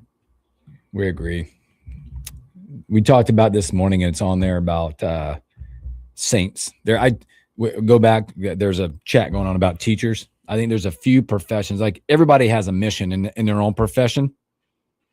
I rank a couple above God's work. Not above it, but Like it. Above's crazy. Yeah, above's crazy. Sorry. I rank it as. I mean, I'm messing words up. I rank it as that I could never do that. Like special things. Teachers, administrators, daycare providers. You are a special breed. Radio hosts. Yeah. See, I'm here. I'm Jesus here, radio host here. You know. I better help you out Yeah. right now. Give me some holy water. You better fix this right now. I ranked those above because coordinator go good for her. I don't have the patience to deal with others bad parenting. Your oldest is. He says his oldest is studying education. Hey, speaking we do special things. After that, I rank retail and people that work in restaurants. You're crazy, but you got to be a little crazy to do all of that. Hey, speaking of some Saints out there, I'm buying stock on the New Orleans Saints this year. I'm buying stock. Tyler Shuck, Jordan Tyson. I'm about it. I haven't officially announced it yet, but I'm in a 2-keeper league. We have to announce keepers like literally the week before the draft, which is that Sunday before Labor Day, after the first game, the 6th. I have sitting on my bench. So I made a trade with one Robin Washington.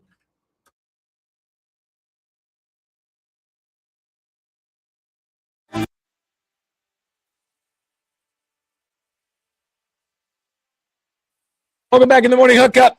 Boy, quick fantasy talk. We're just talking about it a little bit, by the way. I'm in a 2-keeper league. I just made a trade. I'm in a league with Robin Washington. I've been in this league for a while. I took over a team. It's awesome. 12 guys. September 6th. We get to sit in the garage. It's got a whole board. We get pick cards. We have to write on there. And when it's your pick, go, pick is in. We have the official countdown 2 minute, 3, whatever. And then there's special moments. But I made a trade, which in the group chat I said that was a phenomenal trade. I traded one Robin Washington for a couple of picks, and I got Kieran Williams running back. That's one of my keepers. Like that.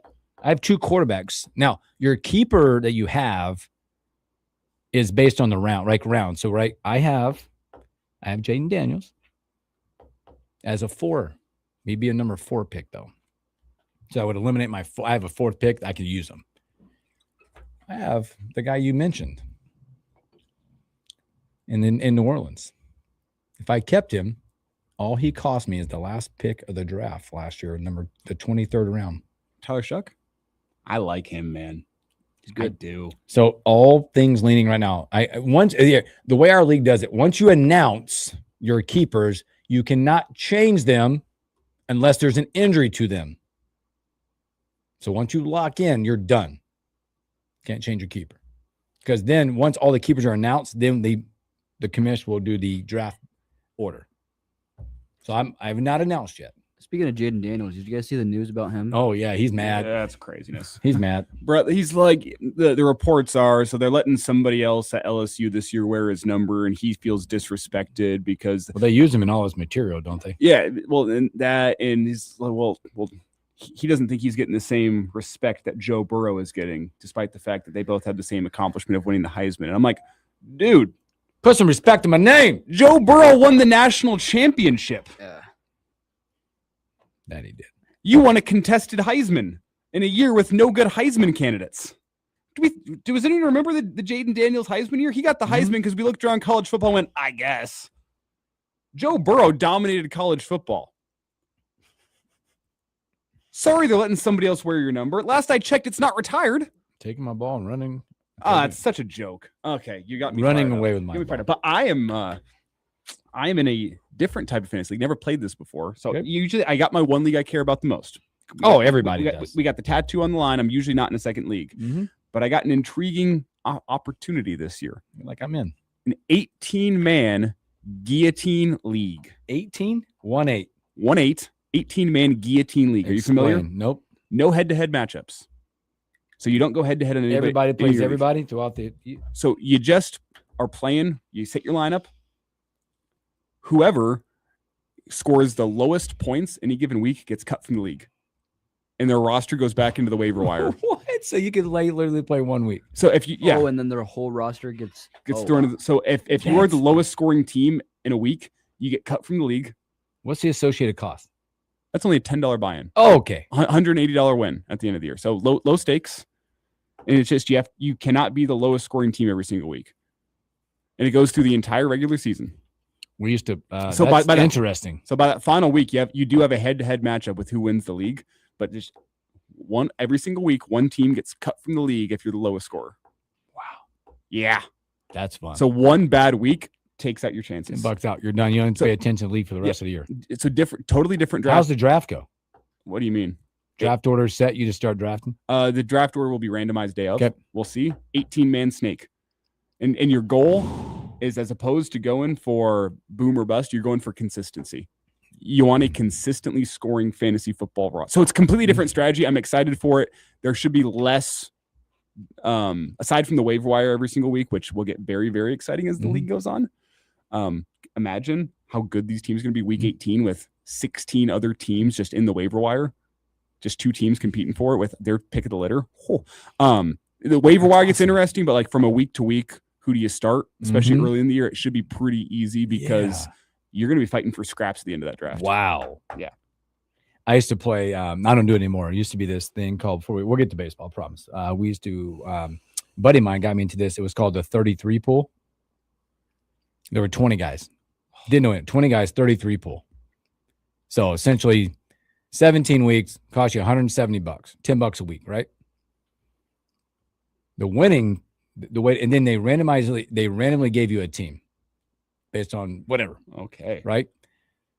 Each week, the 33 pool, the team that scored 33 points won if you own that team.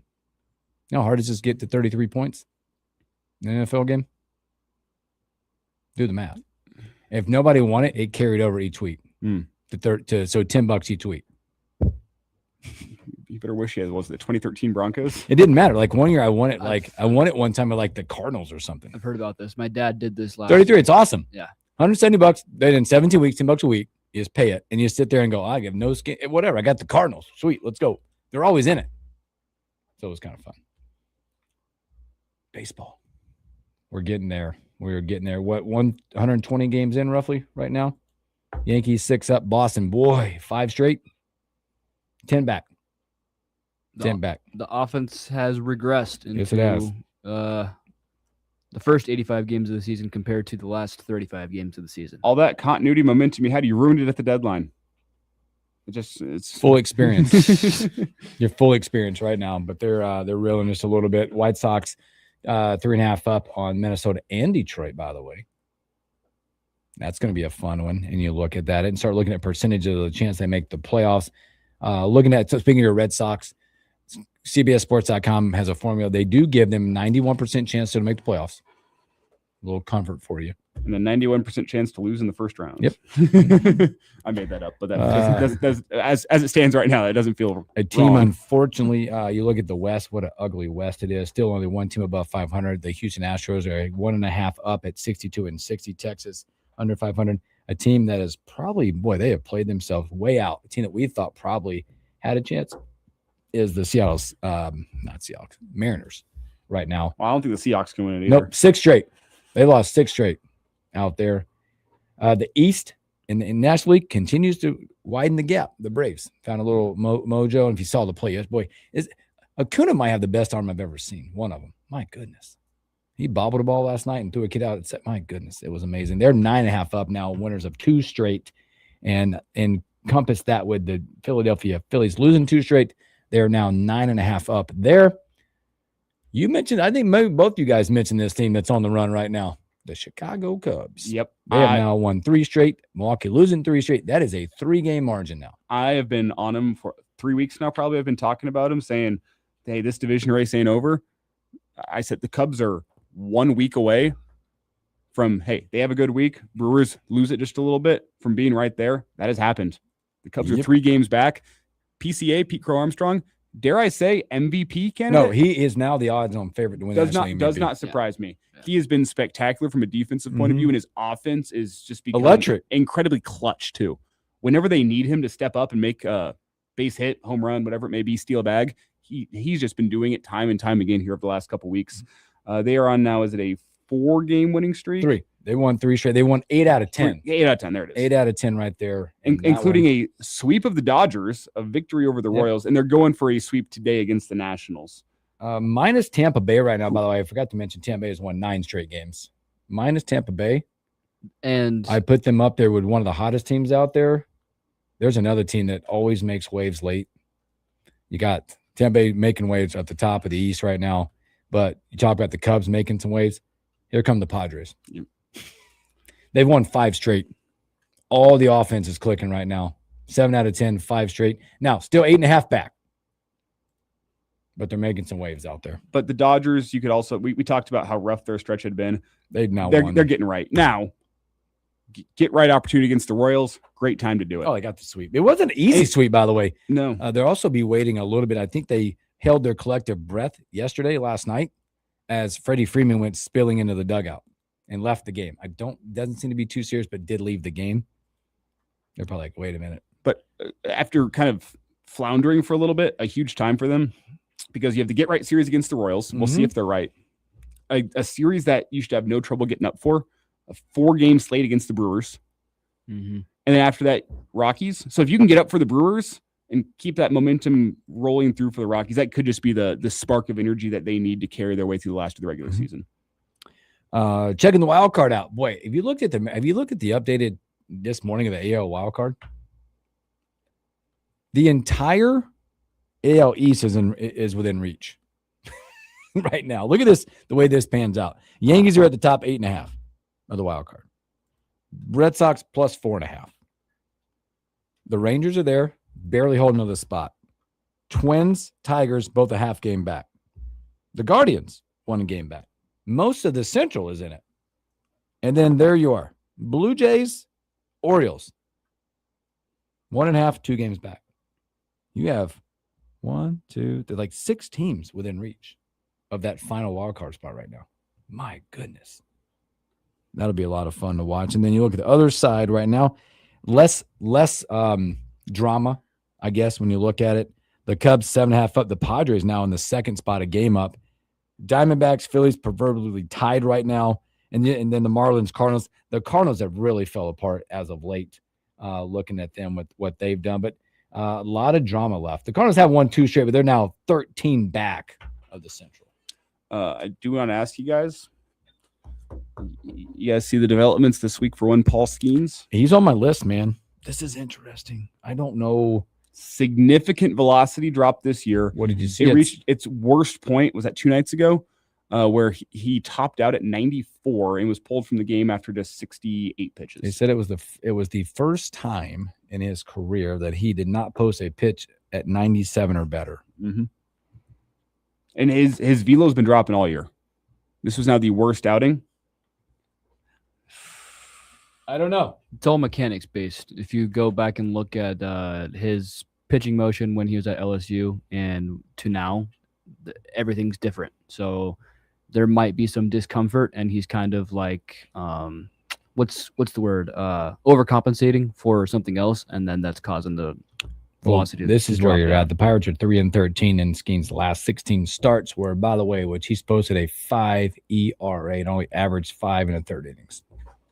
Not the Paul Skeens that we know. I know Rob Friedman, if you're from the Pitching Ninja, he's done a couple different breakdowns of Skeens from last year to this year with the mechanics, and it seems similar, but one of the noted changes from last year to this year as the velo has dropped is he was separating his hands a lot earlier last year and kind of getting a little bit more back as he was separating. And this year he's a little closer and he's separating his hands later. And I do wonder if there is some sort of lingering injury that is mechanics based, because he does not have the cleanest mechanics in the majors for a guy that throws triple digits routinely, or used to throw triple digits routinely. Let's hope not. Yeah, one would believe in that situation. Now, maybe it comes out later that there's something there. One would believe that it's not, hopefully it's not an injury, that you wouldn't let your guy pitch through it for more damage. Who knows? Could be a mechanic flaw, like you just mentioned, but it is definitely eye-opening, probably from the organization going, we got a guy that's 90 gets up there, but the first time ever that he's not posted a pitch over 97. Well, especially with the added workload you'll get as a major league player, night in, night out. I believe the stat is he hasn't even touched 98 miles an hour since June. Is that right? I think you're right. I think I did read that. But interesting to say the least. If there's anything positive for the Pirates, the season's already lost for you, so you can just shut them down. Try to get him back for next year. Flex 10 and Snitsko. Go Cubs, go. Bregman he had 3 bombs last night, 7 RBIs. Team might be the vibes-wise, I think they may have overtaken the Red Sox now as the best vibes team in baseball currently. Snitz out there does say this is interesting because you do have Cubs have 7 games left with the Brew Crew. And I'm guarantee it. Go look at the schedule. Did the Major League Baseball do it right? They're the back half of they're going to be like the last couple weeks of the season. They have a unique ability to make those games with like 3 weeks to go mean everything. Yep. I asked this question a couple weeks ago. I asked the question, which team that is not currently in first place in their division do you think will win the division? Did you record this? I said the Cubs. I know you did. You've talked about the Cubs a lot. I have to take them off the list now because that is too easy of an answer. If you guys look around now, the major leagues, which team that is not currently in first place in their division would you say will win their division? I'm going to throw one at you. I don't know. Do I say that? Because I think it'd be a story. Are you thinking Padres? No. Okay. No. I'm looking AL Central and AL West. Tigers. Taking the Tigers. They get. You want to take the Guardians, don't you? I'm going Tigers. They get that team cancer off, ship them off to LA. The vibes are better now. They have a big one today, by the way. The Tigers. It's Cleveland and Detroit today, 1:10. The Tigers, and then I'm going to say the Tigers right now because guess what they have coming up this weekend? I just saw it.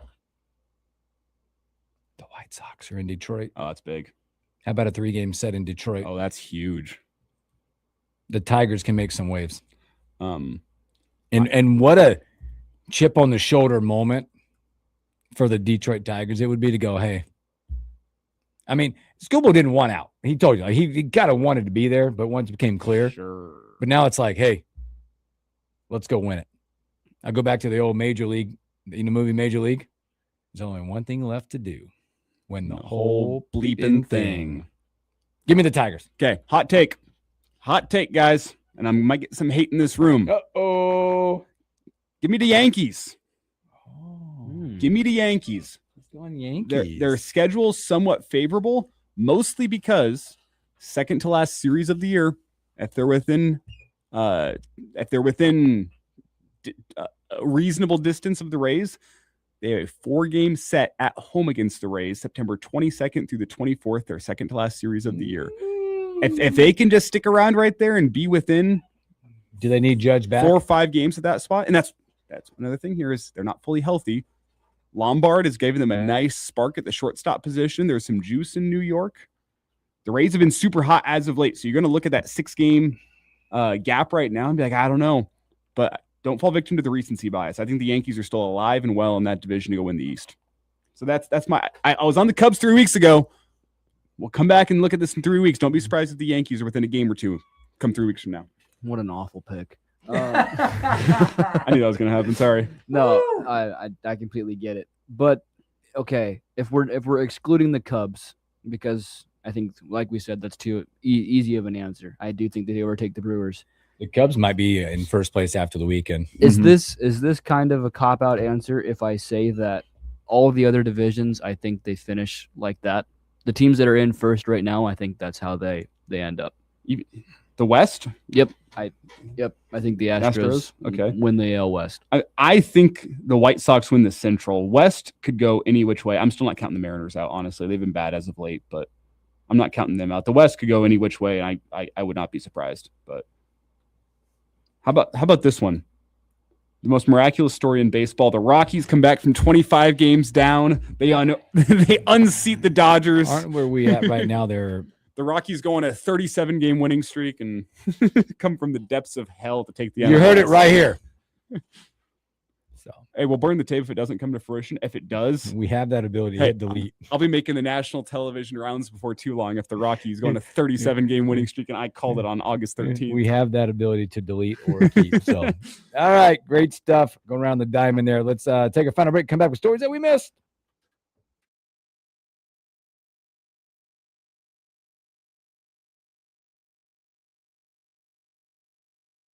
Like I should. I like that song. You don't have to play it, just like it.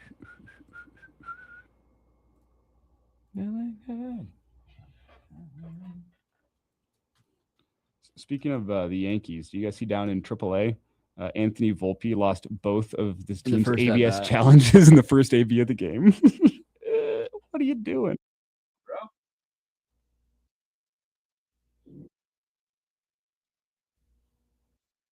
Don't get caught watching the paint dry. It's hilarious. Leaderboard check. I mean, and both of them look like clear strikes, too. Oh, we have some movement in the PGA. Somebody woke up.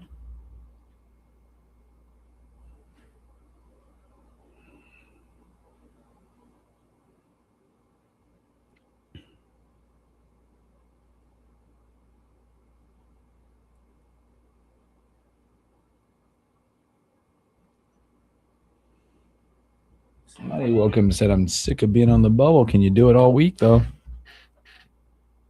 All weekend.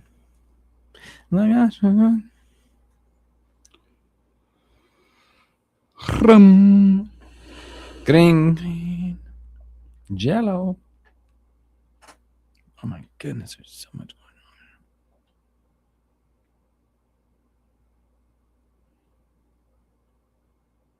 going on. Yep. With a big door slam.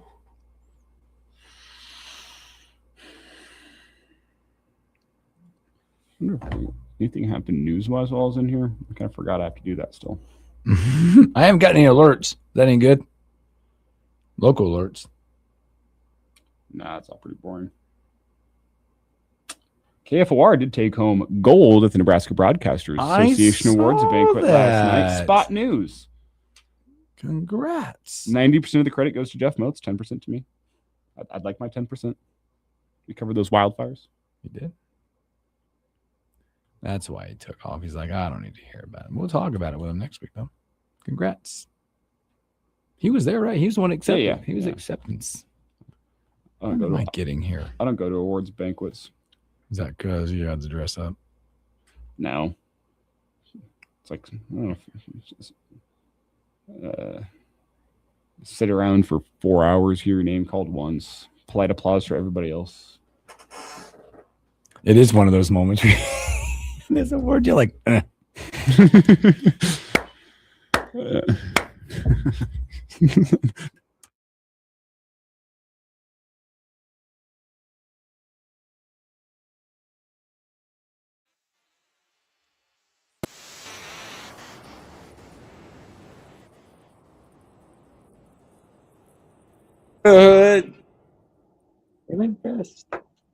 Never stress. Oh, wait, that was the wrong words. Damn. It's all right. I like to hear the never stress part. I'll see myself out. It was good hanging with you guys. You had it right. I did? It was. Nice. It's never stressed. Thank you. My son we used to go to, when we go to baseball, like, especially on like this Sunday, he'd play this. We'd play this song because it was like one of his like, all right, let's get it going. Speaking of getting it going right now, how about Jordan Spieth? Update the golf world as a super reactionary. He's up 14 spots right now.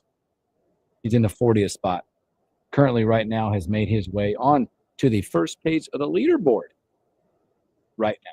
The golf round doesn't start for Jordan Spieth, though, until hole 16, whenever he's hitting out of... I forgot to mention that earlier. I think if you want to relate your quarterback calandria, it's Jordan Spieth on the golf course. There will be a shot here. I know he already hit from the porta potties. He already hit from the porta potties and made par. So he did. It was literally, I was watching this morning at home. He instantly, like, we've done this. His tee shot went off the face of the club and he went like this. Wow! And then, by the way, it's early in the round. Nobody saw it. It was like 7:30. He literally had to go provisional. and hit another tee shot. And then they found it almost next to a porta potty and gets free relief and all that. But he, by the way, is making some way right now. He is one of the hottest guys on the golf course right now. He is 3 under through 9 holes. Just wait. Through 12, sorry. So hole 15, 16, 17, somewhere in there. He'll be heading out of the pine straw. Yeah. On a course that doesn't have pine straw from 2 holes over. Yeah, it doesn't know. And, it must be Jordan. And he'll hit this crazy slinger shot to get him 30 feet away, and he'll go up and down for par. Just wait for it. That's whenever the Jordan Spieth makes or breaks the round. Hole 16, whenever he's 3 different fairways over, hitting out of a surface that you didn't even know was on the course. Yep. And you're like, hey, you made par? You're like, he's the guy you look at in an amateur and go, you didn't make par. We didn't see you hit one shot. Scotty Scheffler plotting around right now, too, -2 after 11 right now. He's making his way around. So a lot of that. Some guys not off to a great start. Rory McIlroy +1 through 10. Bobby McIntyre, I think he is relatable to all of us right now. Mike, that's not true. Yes, it is true. My goodness, Bobby. It's showing he is 8 over through 9 holes. He's not working his way up the leaderboard. My goodness, that's a heck of a day. So, all right, let's rock stories that we missed. The stories we missed. The morning hookup. Probably a bigger news yesterday in the NBA.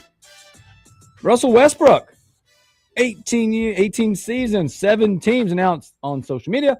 He is retiring from the NBA. He's going to be an interesting case. I think he's a Hall of Famer.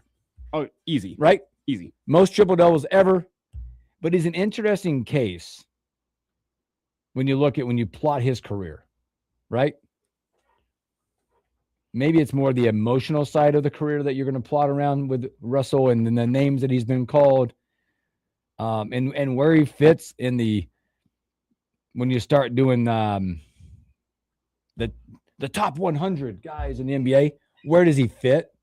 But a pretty darn good career, by the way. He's 5th in NBA history in career assists, just behind John Stockton and some other guys out there. Most triple doubles of all time. He accumulated over 27,000 points in his career.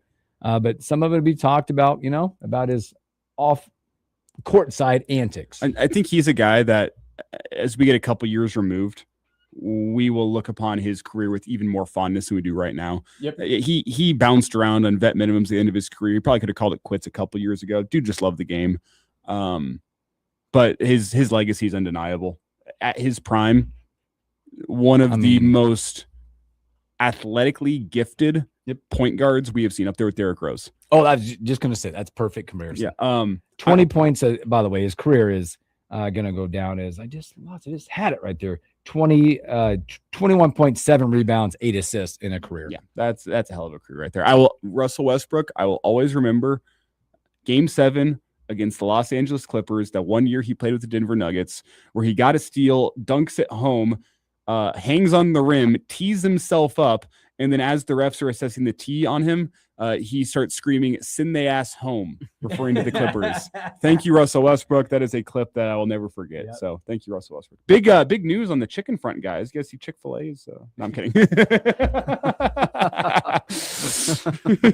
Oh, boy. Chicken and waffles, huh? All right. I wish there was a restaurant around here that did chicken and waffles, I'm shocked. That's as shocking as the one former producer that walked in with a shirt that I could have one time. Made him go shirtless for the day? I almost did. Because I had to stare at him. I think I did the show like this. No, but there is a great new location coming to North Lincoln, serving great chicken and waffles. Getting close. So that's about all I had today. There's not a lot going on. You mentioned Maryland football. Yeah, with one of their was a freshman last year, I believe. One of their edge rushers is out for the entire season, which will be huge for them. Oh yeah, they him and another one of their edge rushers kind of like carried that defense last year. This is Zahir Mathis. He was great. Zion Ely was the other one, right? One less guy. No, sorry, Sidney Stewart. One less guy we have to worry about coming after Calandria and homecoming.